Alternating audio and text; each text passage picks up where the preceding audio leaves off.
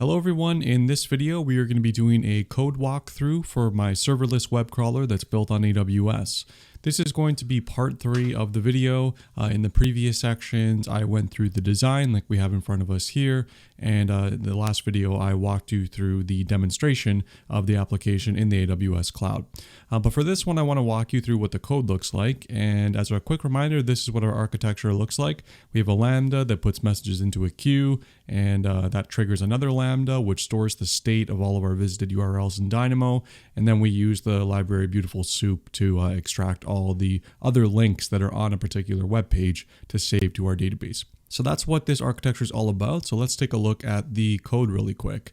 So here's the project. There's only a couple of files here, but first I suppose it makes sense to start with the architecture, or the infrastructure rather, and that is in this file here. So for this project, I set it up using Python as the language to define the infrastructure, but I suppose you can use anything else. There's constructs that are available in any other language that CDK supports. So if you want to switch this over to something else, I suppose you totally can. Okay, so for our, I basically just dumped all of the infrastructure here. Normally, if I had kind of a larger project, I would probably separate this out into smaller files, and I probably still will do that in the future. But for now, it's just all in this one file here. And by the way, all of this code that I'm showing you here, including the Lambda code, which I will get to, it's all going to be available on GitHub. So if you want to recreate this project, you can easily do that by cloning the GitHub repo and then just running CDK deploy. Okay, so in terms of the code itself, this is the model that I'm going for my DynamoDB table. So our primary key is visited URL, our sort key is run ID #date, the source URL, which is where did I come from, so which URL sent me to this destination, and then root URL, which is always going to be the same for whatever URL you're trying to crawl. In the demo that I've been doing in this series, it's been beabetterdev.com. And then here is our DynamoDB infrastructure here. So we're creating a table. It's called visited URLs. We are setting that, this is our partition key, and then we're setting the sort key to run ID. I'm using paper request here because the other option is provisioned, but it makes more sense if you just have bursty on-off traffic. Paper request is much more cost efficient as opposed to the provision mode, which you have to pay a fixed amount and you get a fixed amount of consistent capacity. And then for SQS, there's one queue really, and then a DL queue. So you have our crawler queue here, so we're making that crawler queue. We're also creating a DL queue, a dead letter queue. If you don't know what that is, it's a very, very important concept for those of you that are connecting Lambdas and SQS for event processors. I have a video on this and I will point you to that. But if you don't know what this is and you use Lambda plus SQS or any other event processor really, then you're going to want to watch that video. Okay, so this is the first of 2 Lambda functions. So this is my initiator function, and I'm using that construct called Python function. Now this function, or this construct, is different than the normal Lambda function because it allows you to specify a requirements.txt file to bring other imports into your project here. And the way that's done, I actually made a video on this, which you can check out on my channel. But the way that's done, actually I'll show you later, but basically we can define a requirements.txt that is separate from this one here. This one is only for the CDK stuff. So CDK lib, constructs, all the CDK stuff. But if you want to use a library like Beautiful Soup, for example, there's no easy way to do that using CDK unless you use this construct. So it's using, you can see it here, this is the import. So AWS Lambda Python Alpha. Now, if you're using a different language, I believe there's a way to do that as well, but this is the way you do it for Python. I called it the initiator function. The entry port is in the Lambda directory here, Python 3.9. It's the initiator.py file, and it is handle. I was initially doing some things with environment variables, but I decided to scrap that. So it's not useful anymore. Now for the crawler function, that's the second Lambda function, pretty much the same, called crawler. It's in the Lambda directory, same kind of setup. This is an interesting part though. I set the reserved executions to 2. And the reason I did this is because I don't want to hit my website too quickly. And by having your reserved concurrent execution set to 2, you'll only ever have 2 in-flight Lambda functions invoking at once. So at most, 2 requests that are going to your website or whatever website you're crawling at one moment in time. And then we have our dead letter queue enabled, which is true. And then I am setting the dead letter queue, I'm pointing it to my crawler DL queue, which I initialized up here. So this is the dead letter queue for this Lambda function. Same thing for environment variables. We'll just get rid of that. And this section here is for read and write permissions for the queue. So I need to grant send messages to my initiator function and my crawler message or crawler function, because they're both going to be sending messages to the queue. And consume is only going to be used for the crawler function, because that's the only one that is actually pulling it. If I bring up, where's my architecture diagram? Here it is. You can see like we're sending messages to the queue for this function. We're sending messages to the queue for this function, but this is the one that's polling for messages. So that's why it needs the receive or consume message permission. And then for Dynamo, just granting read and write for both of the functions here, and that's fine. And then finally connecting the SQS event source, so the crawler function, to the Lambda function. So that's what this does here. You define an event source, and then you give it the queue, which is the crawler queue, and then we say crawler function.add event source, and that's basically what we set up here. Okay, so that's it for the infrastructure for now. So let me run you through the Lambda function. So the first thing I want to talk about is this Lambda here, because it's a little bit more simple. So you can tell here, this thing just does two things. It takes an input, so whatever root URL is going to be submitted, it creates a run ID, which it's going to basically use for all of the other URLs that are going to be crawled in this instance of a crawl. And then saves that in the database, and then queues the URL for crawling, and then the other function is going to pick it up. So let's take a look at what that code looks like really quick. And here we go. Before I do that, actually, here's the requirements.txt file. And you know what? Let me just close this to not, yeah, that can go. So this is that requirements.txt file. And you see this is inside the Lambda function directory. And so now we can import all these other dependencies that I'm using in this project as well. So here is this is the initiator. So this is the one that starts the whole process. So let's take a look at this.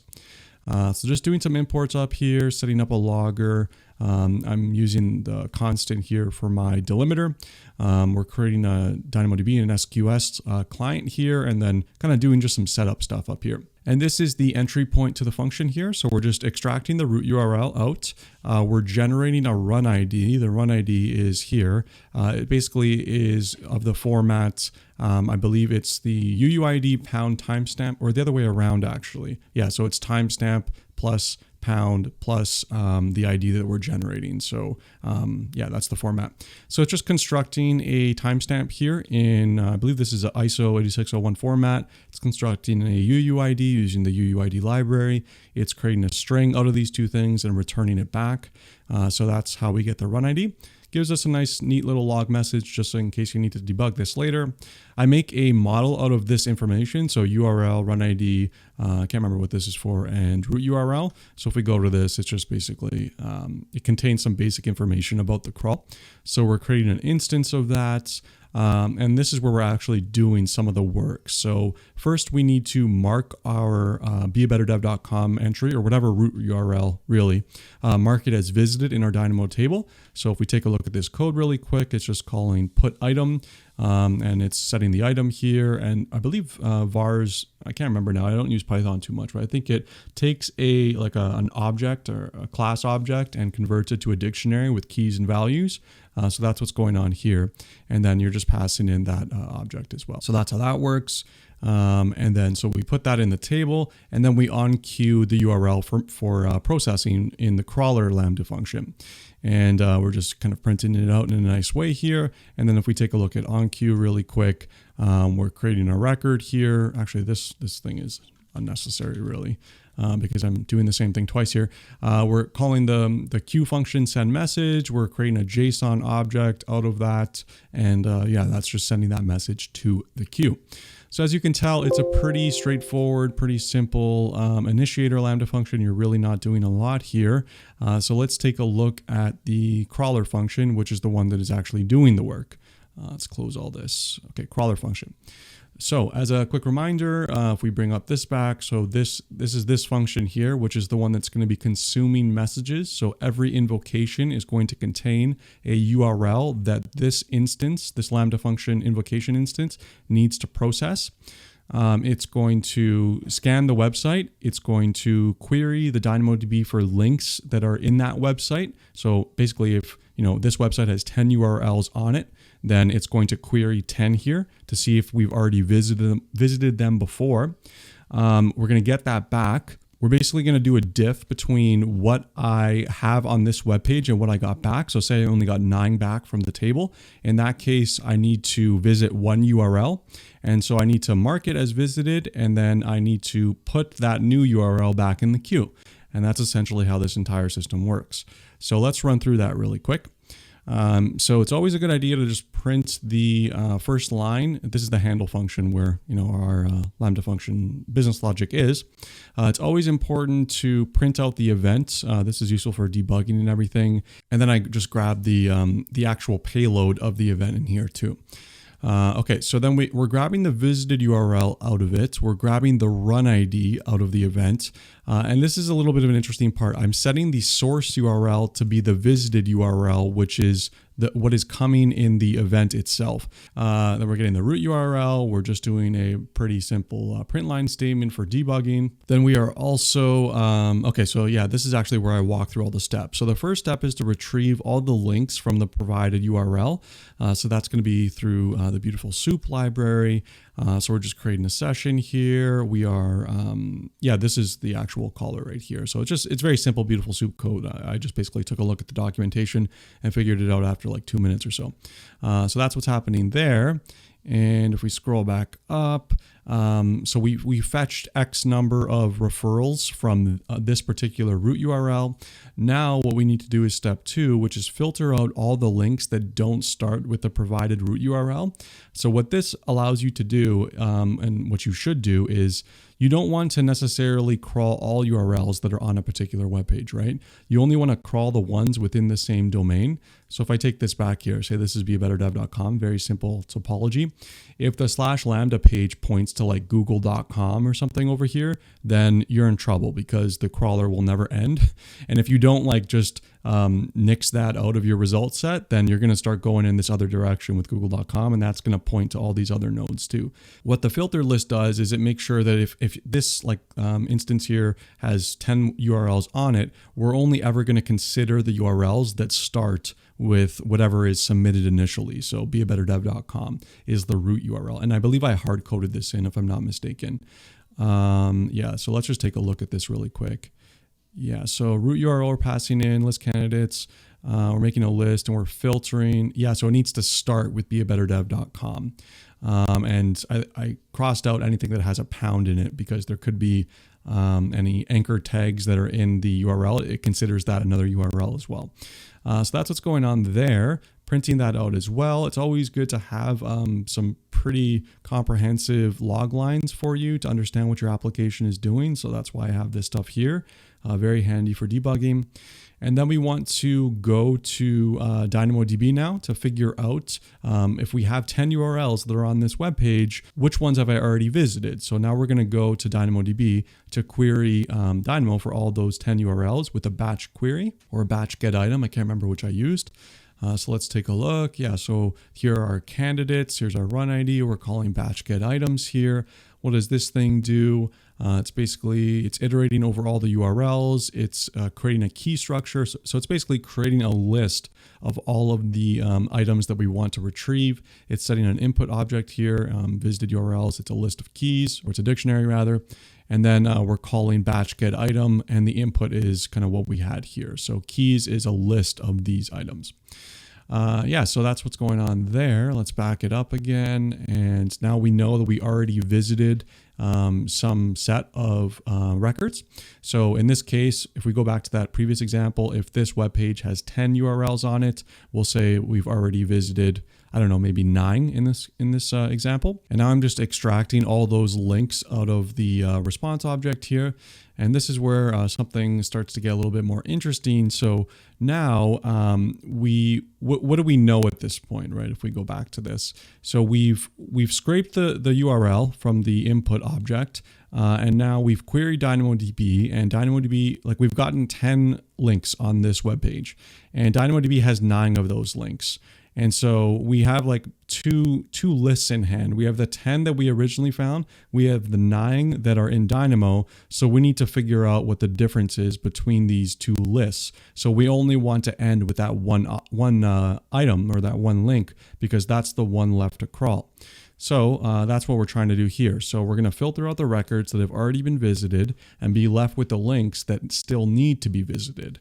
So that's what this object does here. And it's just going to set a new object to the result of this kind of filter function. So if we take a look at this function here, it's very simple. It's creating a set out of potential links. Like these are the two lists right here. It's creating a set out of the two and using the difference function with one of them. And this just returns basically I think it's the intersection, like the single one that is not visited yet. So that's what's happening here. And then after that, we were just doing a print line. So this would say 1 needs to be processed. And if the length is greater than 0, that means that we need to on-queue this one for processing in the next iteration. So we need to send a new message for this one web page that we discovered that is unvisited to our SQS queue so that it can be crawled. And that's what's happening here. So we're going to mark them as visited because it can potentially be more than one. And this uses a eager approach. There's an eager or a lazy approach. This one is a little bit more optimal. It does this early marking thing. And so we want to mark them as visited. This is probably just going to go to DynamoDB. Yeah, so it's calling batch put item. I won't show you that again, since it's pretty much the same thing as before. So we mark them all as visited, and then we want to on-queue them all for later processing. So we want to on-queue into SQS. So I believe I do like a batch push or something, or batch put. Let's take a look at this because I think I had a problem and I wanted to talk about it. Oh yeah, okay. So I'm basically taking all the URLs, I'm constructing a input object here and appending it to the items list. And then, so if your result set is ever greater than 10, so say you have like 11 new URLs that you want to send to the queue, you can only send in batches of 10 messages at a time. So what this code here does is that, like, we have a new list here, right? This is a batch list. So every item in this list is going to be another list of 10 potential links that I need to upload to SQS. So that's essentially what's happening here. We're taking, if we have a list of 40 items, 40 links that need to be visited, we're cutting that into a list of 4 items where each entry in the list is 10 items. So it's a list of lists, basically. So then we've constructed, X number of batches to put into the queue. And then we're just basically doing a put for each of the messages here. So for every batched item, we're creating a new list. We're constructing an input object here with message body and json.dump_s for the JSON object. We're on-queuing that batch, and then we're just calling the send messages thing here. And I just wanted to keep a counter of how many times I was doing it. So that's how that works. And yeah, I think that's pretty much it. If we get to the end here, the function was successful, it'll return okay. I think in the next video, I'm probably going to show you how to set up a dashboard to monitor the state of this system at any point in time. So look forward to that and hope you enjoyed. Thanks so much for watching.